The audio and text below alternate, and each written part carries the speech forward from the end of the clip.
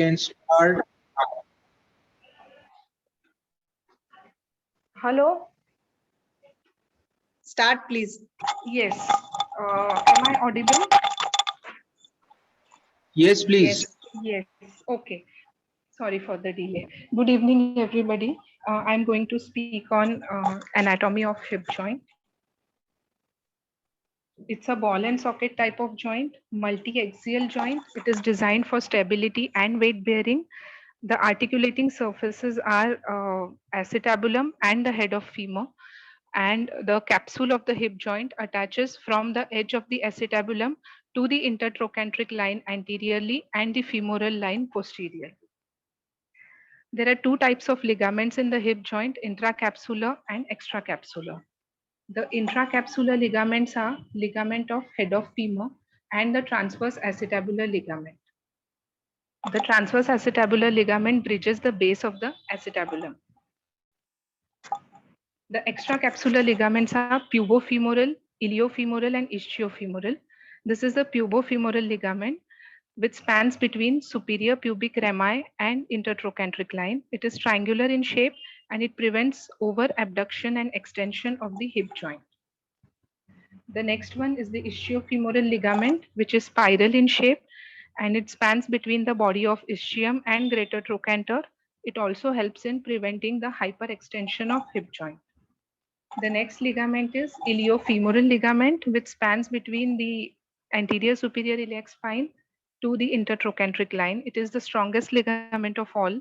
It is Y-shaped and its function is to prevent hyperextension of the hip joint. This is the vascular supply of the hip joint. The main supply is from the deep femoral or the profunda femoral artery, and it gives off two main branches, medial circumflex femoral and lateral circumflex femoral, both of them anastomos at the neck of the femur. And the major supply is from the medial circumflex femoral artery. Other arteries are artery to the head of femur, superior gluteal and inferior gluteal artery. These are the dermatomes of the hip joint. The medial portion of the hip joint is supplied by obturator nerve. The anterior and lateral portion is by the femoral nerve. And the lateral femoral cutaneous nerve is only a sensory nerve which supplies the lateral portion of the thigh, while the posterior portion of the joint is supplied by the sciatic nerve. Common hip surgeries performed on the hip joint, which are performed are hip arthroplasty, maybe partial or total, proximal femur nailing, and dynamic hip screw insertion. We are going to talk on the incisions of the arthroplasty surgery. There are three kinds of incisions here: anterior, lateral, and posterior.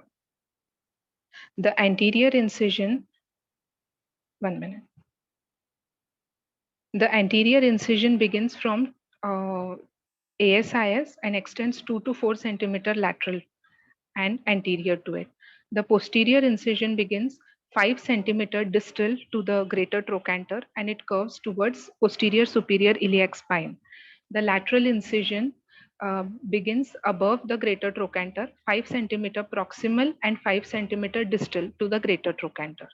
The main muscles that are involved or are dissected during this surgery are tensor fascia lata, sartorius, rectus femoris in the anterior incision, and in the posterior and lateral incision, the major muscles involved are tensor fascia lata, gluteus maximus, and gluteus medius, and the external rotators such as obturator internus, the superior and inferior gemelli muscle, and the piriformis.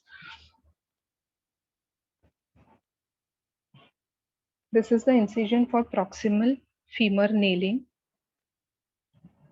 It begins above the greater trochanter, 3 to 5 centimeter proximal to the tip of the greater trochanter. The main muscles involved here are tensor fascia lata and gluteus maximus. These are the myotomes of the lower limb. The main myotomes involved in the hip surgery are TFL, gluteus maximus, medius, and external rotators. The main supply to the tensor fascia lata is from the superior gluteal nerve. Tensor fascia lata helps in flexion, abduction, and internal rotation of hip joint. The main supply to gluteus maximus muscle is from the inferior gluteal artery. Gluteus maximus helps in extension and external rotation of the joint. Gluteus medius and minimus are supplied by superior gluteal nerve, helps in abduction and internal rotation of the joint.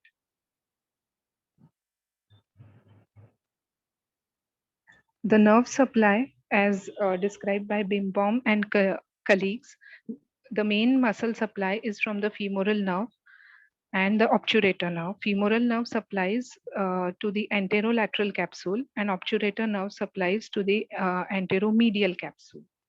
The main supplies from the lumbar plexus. Both these nerves originate from the lumbar plexus, femoral and obturator. And sacral plexus also contributes to the nerve supply of the hip joint, mostly to the posterior and inferior portion of the capsule. The mechanoreceptors are present in the posterior-inferior part of the capsule, but the main nociceptive fibers are present at the anterior and superolateral portion of the capsule.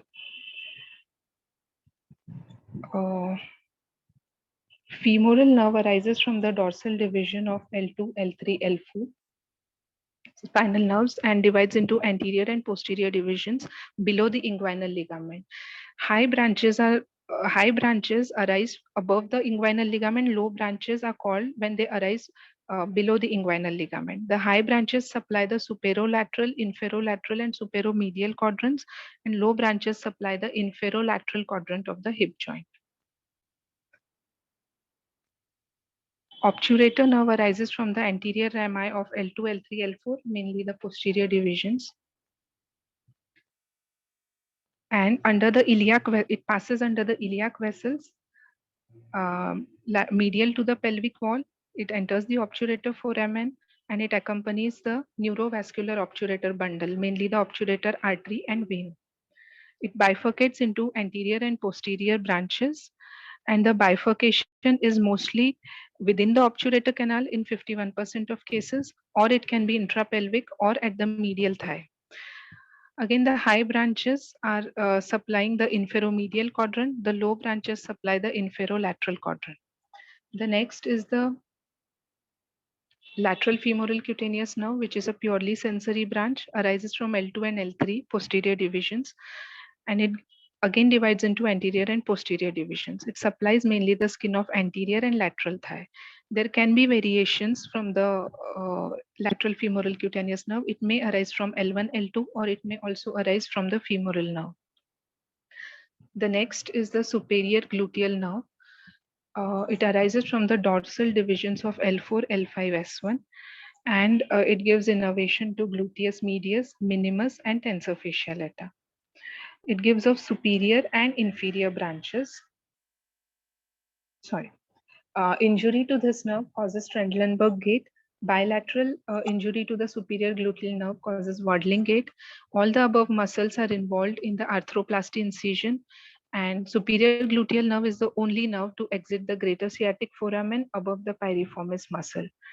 Helps in abduction and internal rotation and flexion of the hip joint. There's one more article which I have not added in this slide. It was an article by Short et al. On the anatomic study of innervation of anterior hip capsule. It was published in Regional Anesthesia and Pain Medicine, in which he has described the nerve supply of hip joint, mainly the femoral and obturator nerve. Same, he has described that the high branches arise from the inguinal nerve above the inguinal ligament, low branches below the inguinal ligament, and obturator also divides into high and low branches within the obturator canal. I think I finished my 10 minutes. My topic, regional anesthesia and analgesia strategies for hip surgeries. So what are the options available for regional anesthesia and analgesia for hip surgeries? We have neuraxial blockade, central neuraxial blockade, spinal anesthesia and epidural anesthesia, lumbar plexus block, anterior quadratus lumborum and lumbar erector spinae block as recently described. Then we have suprainguinal fascia iliaca block, we have lateral femoral cutaneous nerve block. We have fascia iliaca infrainguinal as well as suprainguinal fascia iliaca block. Femoral nerve block as traditionally described and practiced. And the newer approaches, we have obturator nerve block, Peng block, iliopsoas plain block, and cluneal nerve block.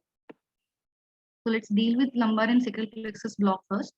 Anatomy as described by Dr. Roma, lumbar plexus is formed from ventral rami of the L1 to L4.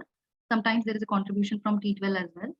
The L1 nerve root splits into the upper and lower branch, divides into iliohypogastric and ilioinguinal branch, whereas the lower branches forms genitofemoral nerve with contribution from the L2. The ventral branches of the L2, L3, and L4 are forming the obturator nerve, whereas dorsal branches of the L2, L3, and L4 are forming the femoral nerve. Dorsal branches of the L2 and L3 are making up the lateral cutaneous nerve of the thigh, and dorsal, there is also accessory obturator nerve, which is formed from the L2 and L3 nerve roots. So lumbar plexus and sacral plexus, cutaneous sensory distribution is entire lower limb as described in the diagram. Iliohypogastric covering the lateral part of the inguinal ligament. Mid portion below the inguinal ligament covered by the genitofemoral and ilioinguinal nerves.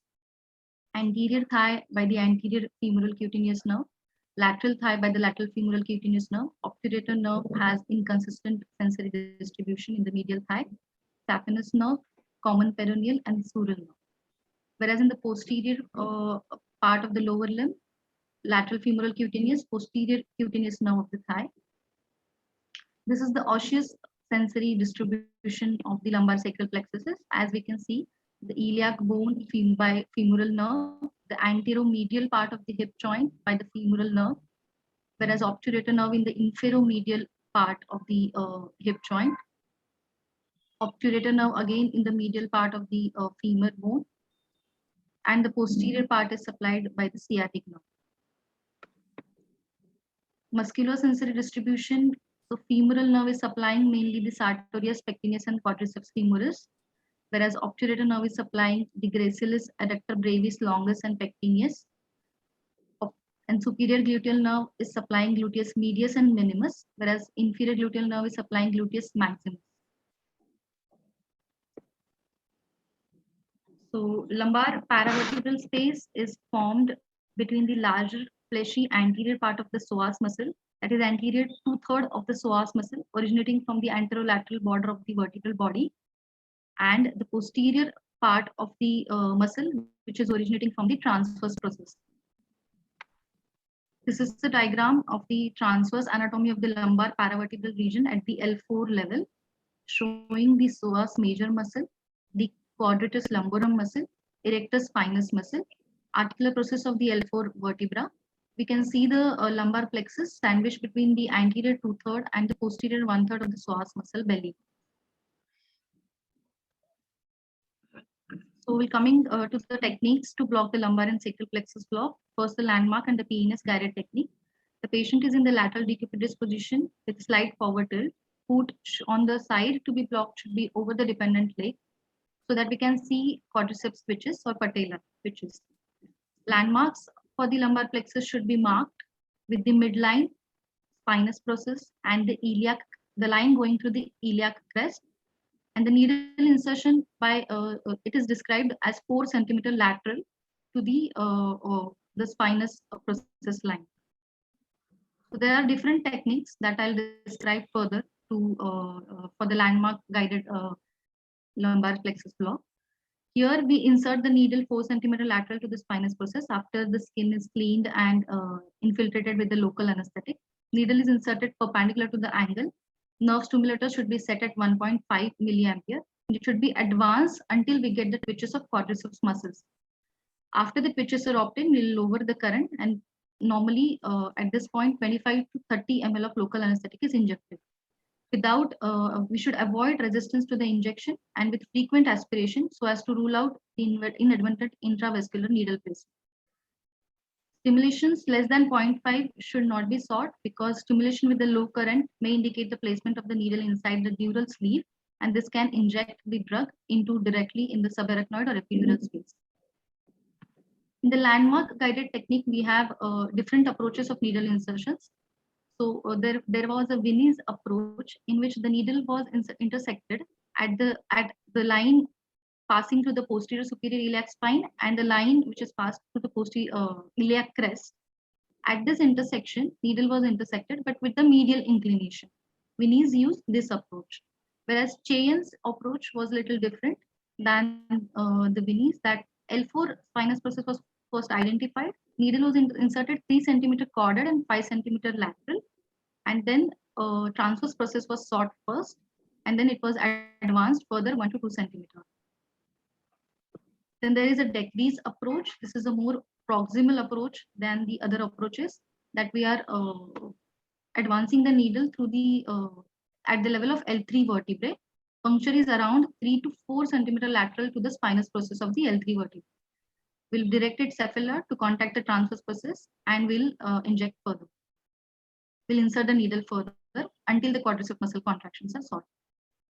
There is a Capdevila approach which is described, which says that the line which is going through the spinous process and the other line which is going through the PSIS and the line intersecting the intercristial line, on this line we should go with the medial 2/3 and lateral 1/3 at the intersection of that point. Here the needle is advanced at the right angles, not a medial inclination or the lateral inclination, and it is inserted till the transverse process of the L4 is encountered, and then inserted further till the quadriceps muscle contraction is sought. So over the years, Vinnie's technique we have stopped following because medial angulation is difficult to control. It can lead to epidural or subarachnoid placement of the needle and the drug subsequently. Technique of Chan uses a more caudal approach, but caution is needed at L5 transverse process is shortest, and thus it can encounter a bone, leading to again the deep nut. It may not encounter a bone, leading to again deep needle passage. The risk of using more cranial approach of Decrease have the risk of injuring kidney and causing the capsular perforation and hematoma. So this was described. The Capdevila actually used the CT scans of the normal subjects for the psoas compartment block or lumbar plexus block, and he evaluated the landmarks, technical guidelines, and clinically also. He found that the plexus was located 2/3 the way from the midline to the line through PSIS, like mentioned in his technique of needle insertion. And he thus advocated this as entry point, but he kept the needle perpendicular so that risk to the epidural or subarachnoid spread is avoided. And he also found that his plexus was steady 18 mm deeper than the transverse process. So when we hit the transverse process to be specific, while a landmark guided technique, we should not go beyond 18 mm or 20 mm, that is beyond 2 centimeters. He also found that the depth of lumbar plexus from the skin was in the range of 83.50 mm in men and 71 in women. Capdevila approach is the current technique of choice if we have to choose a landmark and PNS guided technique for the lumbar plexus block. So coming to the USG guided lumbar plexus technique, lumbar plexus block techniques, there is a Trident view lumbar plexus block by USG by Karmarkar, given by Karmarkar in 2008. And then there is paramedian transverse scan lumbar plexus block by Karmarkar again in 2015. And there is a Shamrock method by Sauter Axel in 2015. So for the ultrasound guided lumbar plexus block, again the landmarks should be identified and they should be marked. That is the posterior superior iliac spine, iliac crest, and the line going through the spinous process, the line going through the posterior superior iliac spine again. Again, the patient will be in the lateral decubitus position with the side to be blocked uppermost. So this is the ultrasound guided lumbar plexus block using the Trident view. This was as given by Karmarkar in 2008. So here we can see the USG probe has to be kept in the sagittal scan, that is sagittal. Besides the lumbar, besides the spinous processes. So as we can see in this diagram, we can see the erector spinae muscle. We can see the transverse process of L2, L3, and L4. And lumbar plexus somewhere here in the anterior, sandwich between the anterior 2/3 and the posterior 1/3. This is the psoas muscle we can see. So the needle should come from the caudal end, and needle should be inserted in out of the plane technique, and we will see the drug spread around the lumbar plexus. So once an optimal view of the lumbar US trident is obtained, insulated nerve block connected with the nerve stimulator will be inserted from the caudal end, and aim is to guide the needle through the acoustic window of the lumbar ultrasound trident.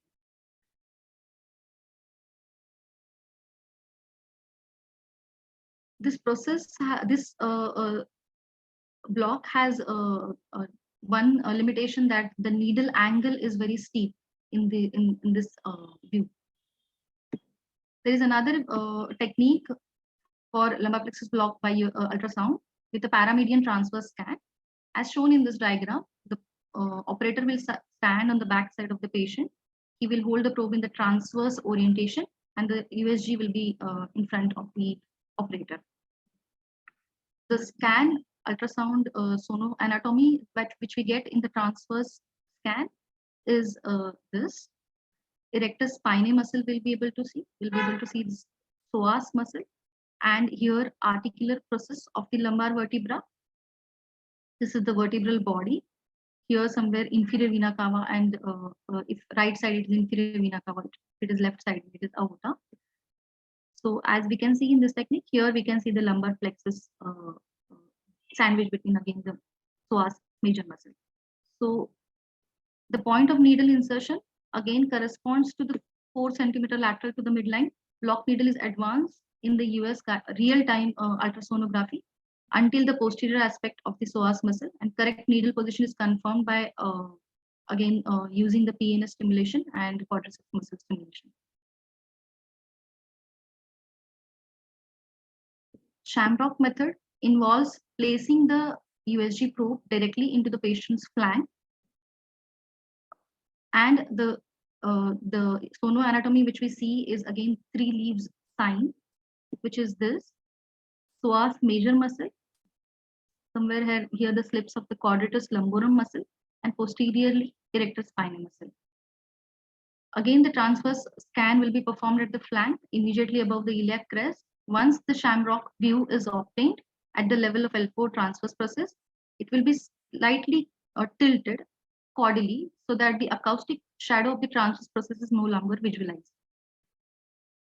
According to the shamrock method originally described, the needle insertion is still in the 4 centimeter lateral to the spinous process. But we generally follow a in-line, in-plane needle insertion technique, that is from the posterior to the anterior.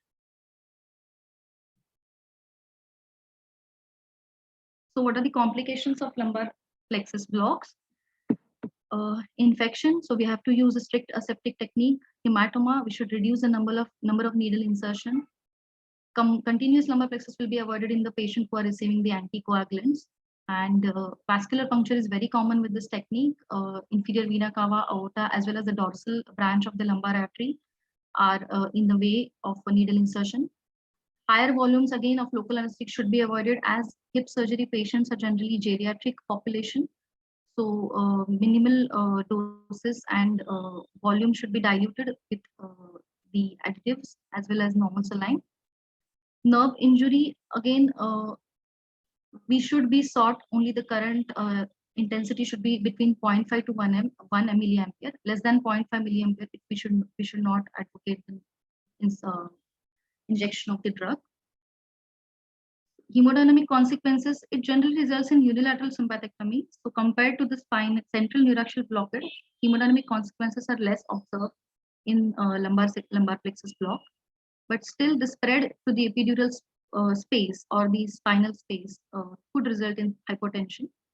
So we should avoid the forceful injection to prevent the spread, and we should monitor the patient as we do.